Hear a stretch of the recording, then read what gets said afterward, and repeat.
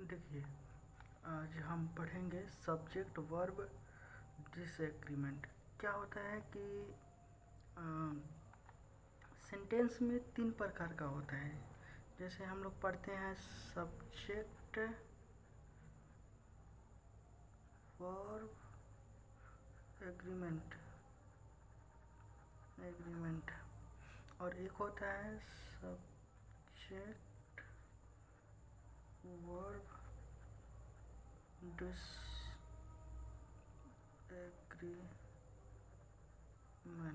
ठीक है। और तीसरा होता है इन्वर्जन, ठीक है। तो हम लोगों ने पहले से इसके बारे में पढ़ लिए हैं सब्जेक्ट वर्ब एग्रीमेंट के बारे में। क्यों? क्योंकि हम जानते हैं कि Ram is a good boy लिखेंगे तो इसमें राम सिंगुलर है, इसलिए यहाँ पे इज आया है, ठीक है। तो अगर मान लीजिए यहाँ पे लिखें देयर आर 2 बॉय, तो यहाँ पे आर लगाएंगे क्योंकि हमको पहले से पता है यहाँ पे 2 लिखा हुआ है, तो ये प्लूरल हो गया, ये सिंगुलर हो गया और ये प्लूरल हो गया, ठीक है। तो हम पहले से डिसाइड कर लेते हैं कि मतलब सब्जेक्ट जैसा हमारा सब्जेक्ट रहेगा उसके हिसाब से हम क्या करते हैं सेंटेंस में इज और आर लगाते हैं। जैसे मान लीजिए, और देखिए, जैसे मान लीजिए there are lot of money, ठीक है। तो इस तरह हम देखेंगे कि जहाँ प्लूरल है वहाँ आर लगाते हैं, जहाँ सिंगुलर है वहाँ पे इज लगाते हैं, ठीक है। तो ये जो होता है ये कहलाता है हमारा टोटल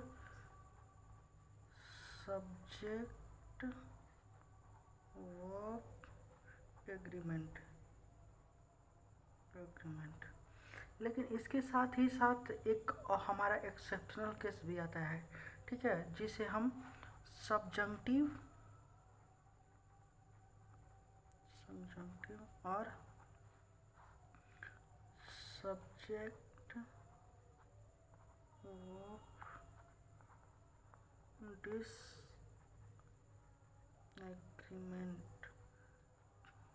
कहते हैं, ठीक है। इसको सब्जेक्ट वर्ब डिसएग्रीमेंट कहते हैं, ठीक है। तो हमारे पास 3 केसेस होते हैं, ठीक है। एक सब्जेक्ट वर्ब एग्रीमेंट का, दूसरा होता है सब्जेक्ट वर्ब डिसएग्रीमेंट का, और तीसरा केस होता है इन्वर्जन का, ठीक है। तो सब्जेक्ट वर्ब डिसएग्रीमेंट में क्या होता है कि सब्जेक्ट हमारा अगर मान लीजिए सिंगुलर है, ठीक है, या प्लूरल है, ठीक है, तो उसके साथ मान लीजिए जैसे एक सेंटेंस लेते हैं, काफ़ी कन्फर्म होगा, इट इज इम्पोर्टेंट दैट, यहाँ पे है इनवाइटेड टू द पार्टी, ठीक है। अब यहाँ पे देखेंगे, यहाँ पे बी लगाएं, इज लगाएं या हैज, ठीक है। अब आप देखेंगे कि ये जो सेंटेंस है इम्पोर्टेंट, ठीक है, ये कैसा है, ये हमारा सिंगुलर है, ठीक है। सिंगुलर है तो यहाँ पे क्या लगाएंगे, सॉरी यहाँ पे हैज, ठीक है। यहाँ पे इम्पोर्टेंट लिखा हुआ है, ठीक है। और इम्पोर्टेंट अब यहाँ पे देखेंगे कि ये यहाँ पे हम अगर लगाना चाहें तो हमारा आंसर इसमें जो देखिए, इसमें सबसे अटपटा आपको लग रहा है होगा बी, लेकिन प्रॉब्लम ये है एक इस क्वेश्चन में दैट के बाद यहाँ पे बी ही आएगा। क्यों? क्योंकि यहाँ पे हैज लगाएंगे तो क्वेश्चन तो मीनिंगलेस ही हो जाएगा, मतलब it is important that has invited, या वो कोई इनवाइट करेगा कि वो खुद को इनवाइट कर रहा है, तो यहाँ पे हैज लगाना तो मीनिंगलेस हो जाएगा, ठीक है। तो ये लगेगा नहीं, क्योंकि सेंटेंस हमारा क्या है, सेंटेंस शुड बी पैसिव है, तो इसलिए हम यहाँ पे क्या करेंगे, बी लगाएंगे। ठीक है, तो ये क्या है, सब्जेक्ट वर्ब डिसएग्रीमेंट का एक रूल है। एक दूसरा सेंटेंस लेते हैं, आई सजेस्टेड दैट ही, यहाँ पे लगाएंगे क्या, गो लगाएं, वेंट लगाएं या गोज लगाएं। ठीक है, अब देखिए यहाँ पे क्या लिखा है, सजेस्टेड है। सेंटेंस अपने आप में ये क्या कैसा दिखाई दे रहा है, पास्ट में दिखाई दे रहा है। ठीक है, लगना क्या चाहिए, सेंटेंस के हिसाब से या तो वेंट लगे या तो गोल लगे, लेकिन इसका आंसर गो होगा यहाँ पे। क्यों, क्योंकि ये एक सब्जेक्ट वर्ब डिसएग्रीमेंट है। ठीक है, तो यहाँ पे गो लगेगा। ठीक है, ठीक है, ऐसे कुछ वर्ड हैं जिनके पहले सेंटेंस वर्ब डिसएग्रीमेंट होता है। जैसे मान लीजिए, जैसे मान लीजिए पहले बोल रहे इम्पोर्टेंट, इसेंशियल, वाइटल, एडवाइस। ये चारों वर्ड जब क्या हों, एडजेक्टिव के रूप में प्रयोग होंगे, तो यहाँ पे क्या होगा, सेंटेंस वर्ब डिसएग्रीमेंट होगा। वैसे ही सजेस्टेड, रिकमेंडेड,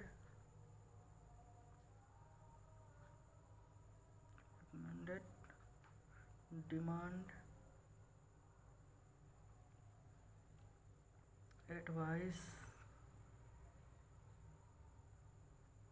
ठीक है, तो यहाँ पे जब ये वर्ब के रूप में काम करेगा, ठीक है, तब ये दोनों, अगर ये देखिए इम्पोर्टेंट, इसेंशियल, वाइटल, एडवाइस, ये चारों अगर एडजेक्टिव के रूप में काम करेगा, ठीक है, तो हम क्या करेंगे, हम अपना सब्जेक्ट क्या करेंगे, सब्जेक्ट कुछ हो, इसको क्या करेंगे, सेंटेंस को हम सिंगुलर फॉर्म में रखेंगे।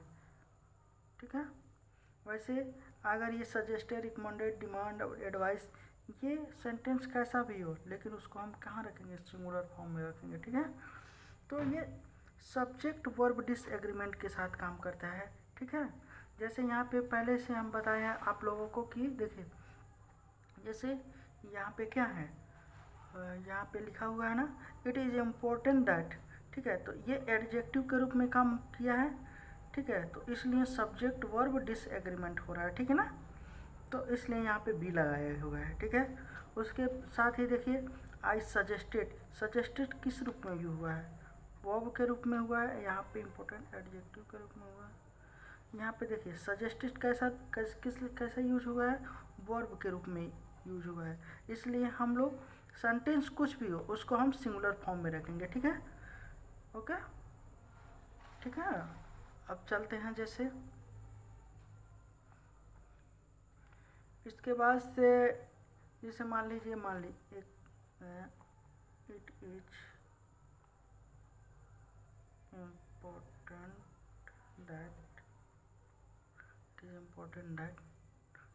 It is important to learn English logically. ठीक है, देखिए जब सेंटेंस में इसके बाद से एक टू भी वन आ जाए, ठीक है, तब यह काम नहीं करता है। ठीक है, क्यों, क्योंकि यहाँ पे जब टू भी वन आ जाता है, सेंटेंस में, जैसे मान लीजिए it is important you are healthy,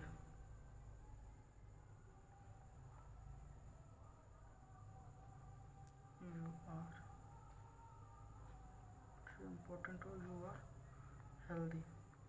ठीक है, यहाँ पे एक टू V1 का आ गया है, ठीक है, एक टू V1 आ गया है यहाँ पे भी। तो इस केस में ये रूल काम नहीं करेगा, ठीक है। अदरवाइज यहाँ पे सेंटेंस वर्ब एग्रीमेंट नहीं होगा, ठीक है। टू V1 का प्रयोग नहीं होना चाहिए, ठीक है। इम्पोर्टेंट इन चारों के साथ इम्पोर्टेंट, इसेंशियल, वाइटल, एडवाइस, जब ये एडजेक्टिव के रूप में प्रयोग हैं, ठीक है। और सजेस्टेड, रिकमेंडेड, डिमांड, एडवाइस, ये चारों क्या वर्ब के रूप में जब यहाँ पे काम करे तो उसके बाद ये टू V1 नहीं आना चाहिए, अदरवाइज ये रूल काम नहीं करेगा, ठीक है। अगर सेंटेंस में टू V1 नहीं लगा है तो सेंटेंस कैसा भी हो वो होगा सिर्फ कैसा हो जाएगा, वो सिर्फ हो जाएगा सिंगुलर, ठीक है। वो सेंटेंस पास्ट में जा रहा हो, प्रेजेंट में जा रहा हो, फ्यूचर में जा रहा हो, इससे मतलब नहीं है। हम सेंटेंस को सिर्फ किस में रखेंगे, सिंगुलर फॉर्म में, ठीक है। ओके, देखिए, और यहाँ पे एक और तीसरा रूल है, जैसे मान लीजिए it is desirable that he does not eat much, ठीक है। तो यहाँ पर सब्जेक्टिव में डज डू नहीं लगता है, ठीक है। यहाँ पे डज डू नहीं लगाएंगे, ठीक है। यहाँ पे हम जब लिखेंगे मान लीजिए कि it is desirable that he does not eat much, तो यहाँ पे डू और डज का जब नॉट आएगा तो वहाँ पे डू और डज का प्रयोग नहीं करेंगे, ठीक है। हम सीधा लिख देंगे क्या, नॉट इट, ठीक है, सीधा नॉट इट लिख देंगे। जैसे मान लीजिए it is desirable that he not it much, ठीक है। इसके साथ मेनली डज या डू हम प्रयोग करते हैं, लाते हैं प्रयोग में, बट जब सब्जेक्टिव का केस होगा तो हम क्या करेंगे, जैसे मान लीजिए यहाँ पर डिजायरेबल है, ठीक है, ये क्या है, डिजायरेबल हमारा क्या है, एडजेक्टिव के रूप में काम कर रहा है, ठीक है। तो यहाँ पे एडजेक्टिव के रूप में काम कर रहा है, तो यहाँ पे क्या करेंगे, यहाँ पे डज डू नहीं लगाएंगे, ठीक है। तो यहाँ पे सिर्फ नॉट इट लगाते हैं हम।